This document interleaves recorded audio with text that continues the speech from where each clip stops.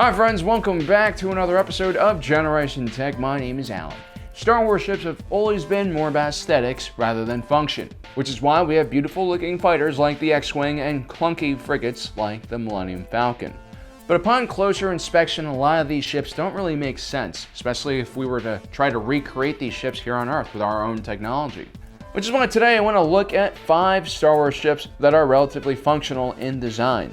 And just a warning, these might not be the best looking or most interesting ships, but they definitely have elements that make them very realistic and functional.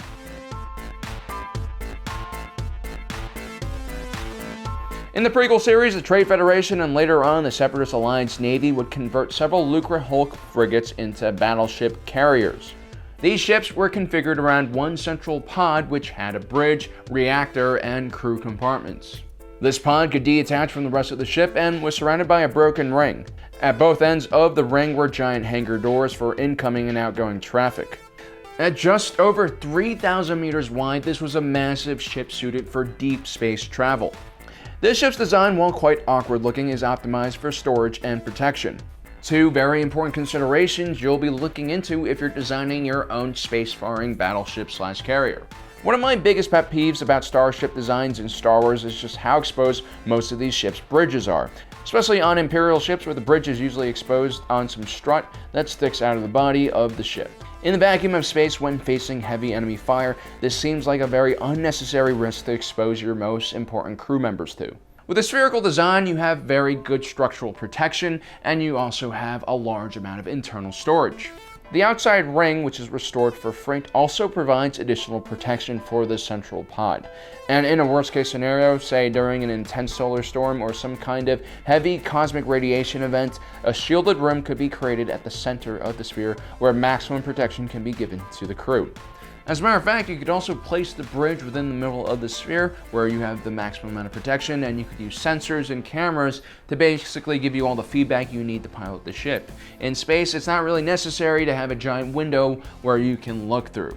The massive Lucrehulk also has an impressive pedigree in the shipping industry, which means it has a freight capacity of 5 million tons. The average cargo ship here on Earth can carry about 25,000 tons, and they're already quite massive to begin with. We would need 200 of these large cargo ships to be able to fill just one Lucrehulk cargo bay. So the Lucrehulk was well suited to supply an entire planet with an invasion army or supplies for their economy, depending on what kind of relationship you have with the Separatists. Now, the scientists and engineers in the Star Wars galaxy have figured out how to manipulate gravity in ways we humans here on Earth have not. This means artificial gravity comes standards in ships of all sizes, from a small gunboat to something as large as a Lucrehulk battleship. But for our purposes, the best way our current engineers can design a ship with gravity is by using centrifugal force. And the most optimal way to produce that type of force would be to have a ship that was cylindrical or ring-shaped in design and rotate it. And the Lucrehulk battleship just happens to be one of the few ships in Star Wars that has this quality. Of course, the orientation of the floor would have to be switched to the outer walls, and also you probably want more supporting struts connected to the central ship. Another thing that is in the Lucrehulk's advantage is its massive size. The larger the ring, the less of a curve on the floor of the vessel when it's spinning.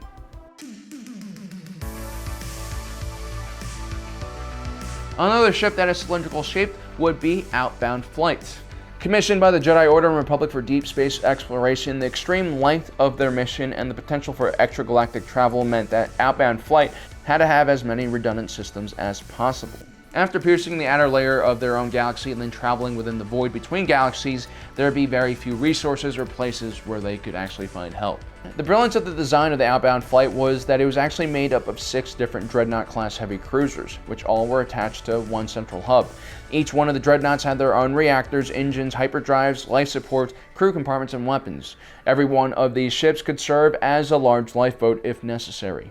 So all of these Dreadnoughts were arranged in a circle around the center core of the ship, and this made it very useful for creating centrifugal force. But why is artificial gravity such a necessity in space travel? Well, apparently evolution on Earth has not really prepared the human body to handle a lot of rigors of being in space. After all, we evolved in a gravity-rich environment, and that keeps a lot of organs and other body systems healthy and functional. Long-term exposure to 0G or near zero gravity has the following effects. Calcium in bones starts secreting out through urine, which decreases bone density and increases the chance of a fracture. Muscle mass will also begin to decrease as certain parts of the body just won't be used. This unfortunately also includes the heart, which will have to work less hard and begin to degenerate as well.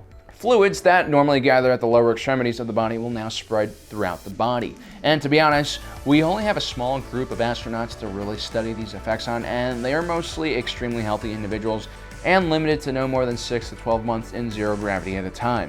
We really have no idea what will happen to a person long term if they do live in space. There could be unforeseen medical circumstances that we just don't know about. We also have no idea what would happen to a baby that was born in space and never was exposed to gravity to help their bones and muscles develop. And if there are any problems, even the most basic medical procedures can be quite difficult in a zero gravity environment. The UT-60D U-Wing troop transport was introduced in the Rogue One Star Wars film and became one of the primary troop transports used by the Rebellion during the Battle of Scarif. It comes to no surprise why this sleek-looking vessel became a fan favorite. I'm also a big fan of its very functional design. Too many Star Wars ships seem to be designed only for aesthetic reasons and just don't make any sense from an aerodynamic point of view. Like the TIE Fighter, for instance. I'd imagine a ship like this would immediately break apart the second it tries to pull off any maneuver. Then you have ships like the X-Wing, which look a bit better for atmospheric flight, but at the same time, having those 4 massive wings, well, 2 if you close the S-foils, would still produce a lot of unnecessary drag when entering a planet's atmosphere.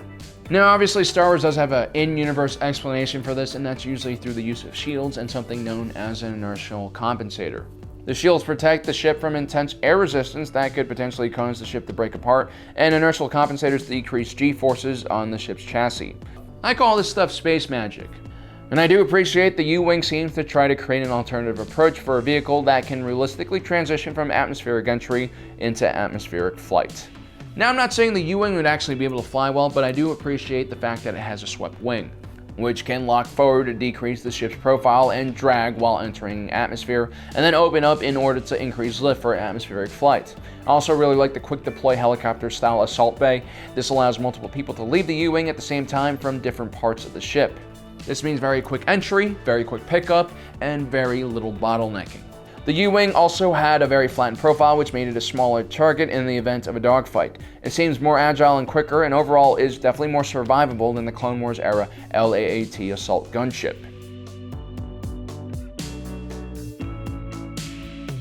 If we're going to talk about aerodynamics in Star Wars ships, a while back YouTuber E.C. Henry plugged a bunch of 3D models of Star Wars ships inside a digital wind tunnel to figure out what the drag coefficient for famous Star Wars ships was.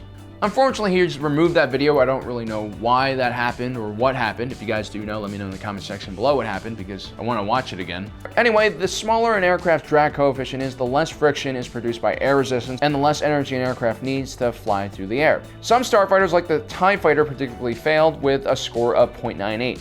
which is worse than a flying Jeep Wrangler, which has a score of 0.58. Surprisingly, though, the X-Wing didn't do all that better either, with a drag coefficient of 0.47, which is roughly around the same drag coefficient as a Sphere or a Volkswagen Beetle. So what is considered a good drag coefficient, or at least good enough for, let's say, a modern aircraft?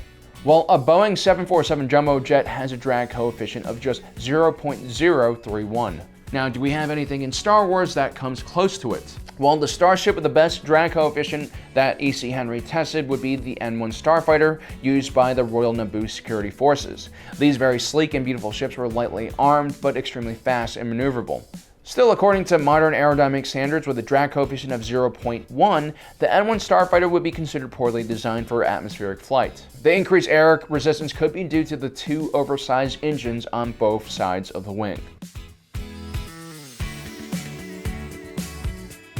There is, however, one ship that E.C. Henry probably didn't test that could beat out the N-1 Starfighter, and that's the J-Type 327 Nubian Royal Starship. Created by the same company as the N-1, you can see similar lines and shapes in the fuselage of the ship.